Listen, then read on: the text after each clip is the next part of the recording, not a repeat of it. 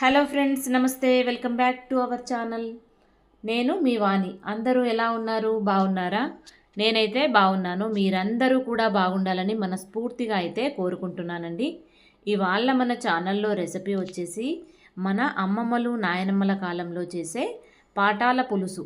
దీన్నే బిళ్ళల పులుసు అని కూడా అంటారు కదా. ఈజీగా టేస్టీగా ఎట్లా చేసుకోవాలో అయితే ఈ వీడియోలో నేను చూపిస్తాను. ఇంకెందుకంటే ఆలస్యం, ముందుగా అయితే వీడియోలోకి వెళ్దాం పదండి.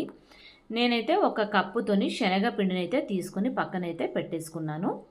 ఇప్పుడు స్టవ్ వెలిగించుకొని ఏదైనా ఒక బాండీ పెట్టేసుకొని, బాండీ కొద్దిగా హీట్ ఎక్కిన తర్వాత దాంట్లోనికే ఒక స్పూన్ జీలకర్ర, అట్లాగే ఒక స్పూన్ ధనియాలు, ఒక్క పావు టీ స్పూన్ మెంతులు, ఈ మూడింటిని కూడా తీసుకొని మనము వీటిని చక్కగా అయితే ఫ్రై చేసుకోవాలండి. ఇవన్నీ కూడా మనకి చక్కగా ఫ్రై అయిపోయాయి కదా. వీటన్నింటినీ కూడా తీసి పక్కనైతే పెట్టేసుకుందాము. వీటిని మిక్సీ పట్టేసుకొని పౌడర్ అయితే చేసుకోవాలి. ఇప్పుడు అదే బాండీలోనికైతే ఒక స్పూన్ ఆయిల్ అయితే వేసుకుందాం.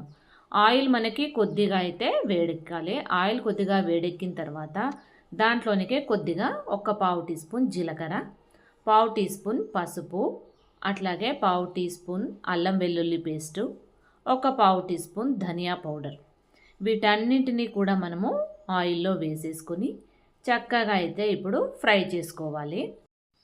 ఇప్పుడు దీంట్లోనికి అయితే ఒక స్పూన్ కారము, అట్లాగే ఒక స్పూన్ సాల్ట్ వేసుకోవాలి. ఉప్పు కానీ కారం కానీ మనం తినే క్వాంటిటీని బట్టి అయితే వేసుకోవాలండి. ఇవన్నీ కూడా కొద్దిసేపు మనకు ఆయిల్లో ఫ్రై అయిపోవాలి.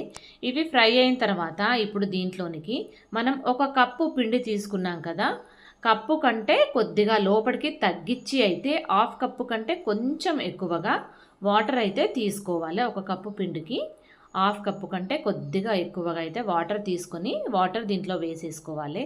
వాటర్ అంతా కూడా ఇప్పుడు మనకు చక్కగా అయితే మరగాలండి. వాటర్ మరిగిన తర్వాత ఇప్పుడు మనం కప్పు శనగపిండిని అయితే తీసుకున్నాం కదా, ఆ శనగపిండిని వాటర్లోనికి అయితే వేసేసుకోవాలి.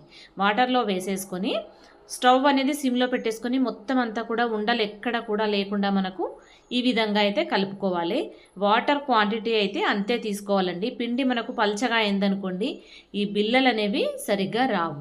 ఇప్పుడు మనం స్టవ్ కట్టేసుకొని ఏదైనా ఒక గిన్నెకి ఆయిల్ని అయితే అప్లై చేసుకుందాం. చూసారు కదా అండి, పిండి మనకు క్వాంటిటీ ఏ విధంగా వచ్చింది, అది సేమ్ ఇట్లాగైతే ఉండాలి. ఇప్పుడు మనము చేతికి కొద్దిగా వాటర్ని అయితే అప్లై చేసుకుంటూ, ఈ పిండి వేడిగా ఉంది కదా, ఇప్పుడు దీన్ని మనం తడి చేతితోనైతే మొత్తం గిన్నె అంతా కూడా మనం కాలుతుంది కాబట్టి కొంచెం ఇట్లా వాటర్ అప్లై చేసుకొని మొత్తం అంతా కూడా సమానంగా అయితే స్ప్రెడ్ చేసుకోవాలి. ఈ గిన్నె అంతా కూడా ఇది మనకు సమానంగా వచ్చే విధంగా అయితే ఇట్లా స్ప్రెడ్ చేసుకోవాలి. ఇవి మరీ సన్నంగా కాకుండా మరీ దొడ్డుగా కాకుండా ఈక్వల్ క్వాంటిటీలో ఉండే విధంగా అయితే ఇట్లా మంచిగా అయితే స్ప్రెడ్ చేసేసుకొని పక్కన పెట్టేసుకోవాలి. ఇప్పుడు నైఫ్ తీసుకొని మనం బిల్లల్లాగా మనకు ఏ షేప్ ఇష్టం ఉంటే రౌండ్గా అయితే రౌండ్గా, లేదా డబ్బా షేప్లో అయితే డబ్బా షేప్లో ఇట్లా కట్ చేసుకొని అయితే మనం పక్కన పెట్టేసుకుందాం. ఇవన్నీ కూడా మనకు చక్కగా అయితే ఆరుతాయి అప్పటి వరకు.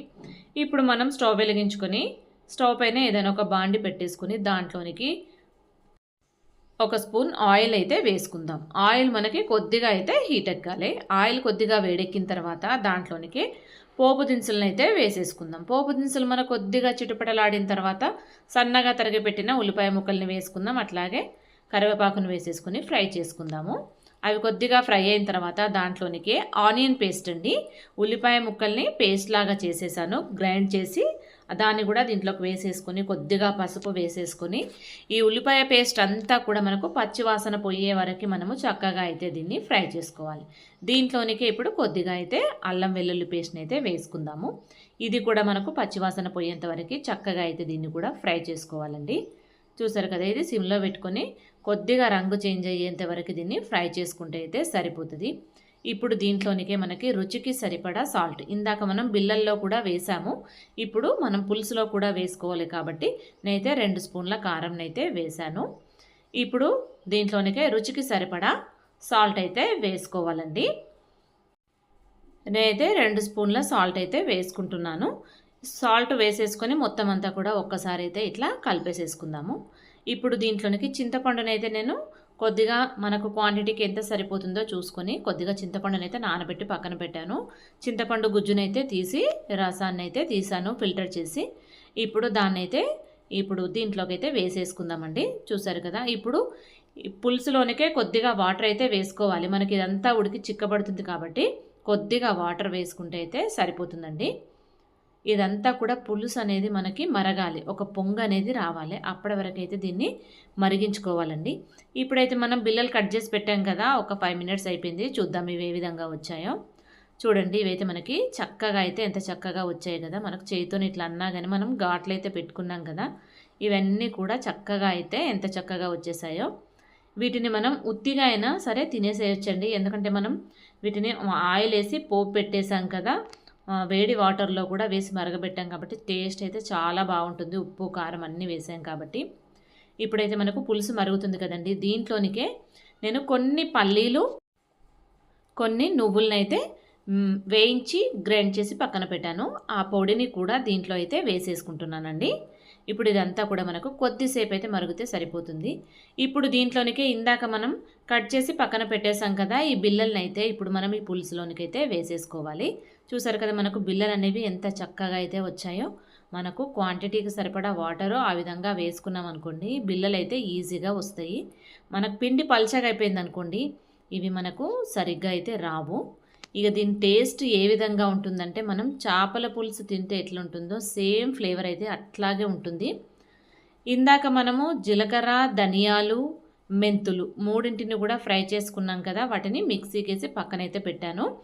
ఇప్పుడు ఆ పౌడర్ని అయితే దీంట్లోనికైతే యాడ్ చేసుకుందామండి.